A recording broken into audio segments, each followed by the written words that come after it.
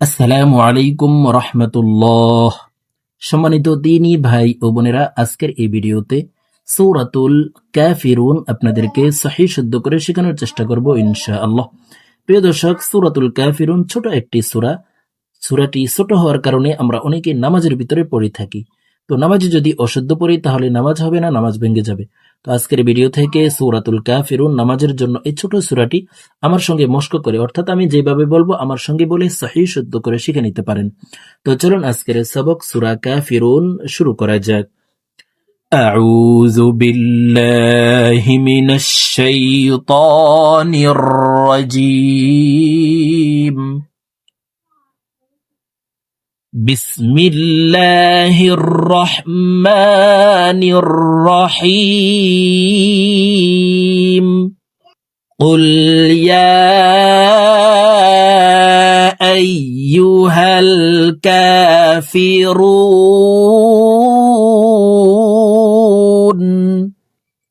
প্রিয় দর্শক, আপনারা আমার সঙ্গে বলার জন্য চেষ্টা করুন। আমার সঙ্গে বললে আপনাদের সূরা কাফিরুন মুখস্থ হয়ে যাবে এবং সহিহ শুদ্ধ উচ্চারণ হয়ে যাবে। قل يا أيها الكافرون।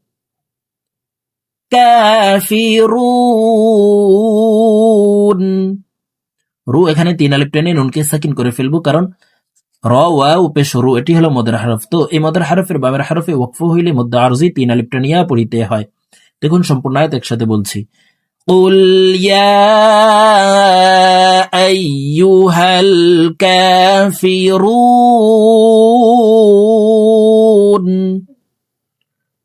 لا أعبد ما تعبدون لا أعبد। লা এখানে 3 আলিফ টান, মদের হরফের উপরে চিকন চিহ্ন বামে হামজা, মধ্যে মুনফাসিল 3 আলিফ টানিয়া পড়িতে হয়। তো আমরা এই লাম হরফকে 3 আলিফ টানিয়ে পড়ব। লা আ'বুদু মা তা'বুদুন লা আ'বুদু মা তা'বুদুন ولا أنتم عابدون ما أعبد ولا أنتم عابدون ولا أنتم عابدون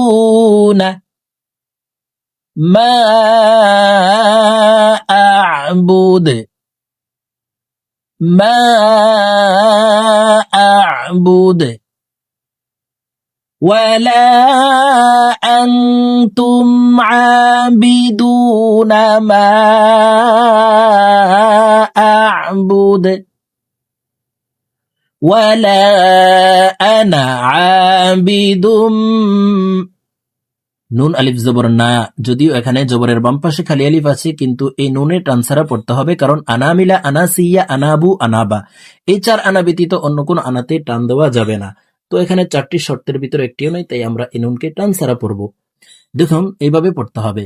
ওয়ালা আনা আবিদুম মা আবাদতুম মা আবাদতুম ولا أنا عابد ما عبدتم ولا أنتم عابدون ما أعبد ولا أنتم عابدون ما أعبد ولا أنتم عابدون ما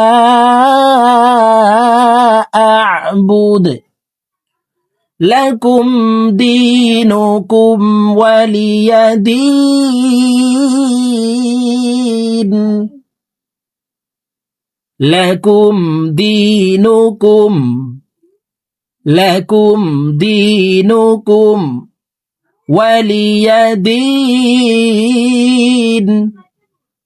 লাকুম দীনুকুম ওয়ালিয়াদিন। প্রিয় দর্শক, আমি এখন সূরাতুল কাফিরুন আপনাদেরকে একটানে রিডিং বলে দিচ্ছি। তো আমি প্রথমে যেভাবে ভেঙে ভেঙে বলে দিয়েছি, একটি আয়াতকে দুইবার করে বলে দিয়েছি, এভাবে শুদ্ধ করে শিখে তারপর একটানে রিডিং শিখে নেবেন। বিসমিল্লাহির রহমানির রহিম। قل يا أيها الكافرون لا أعبد ما تعبدون ولا أنتم عابدون ما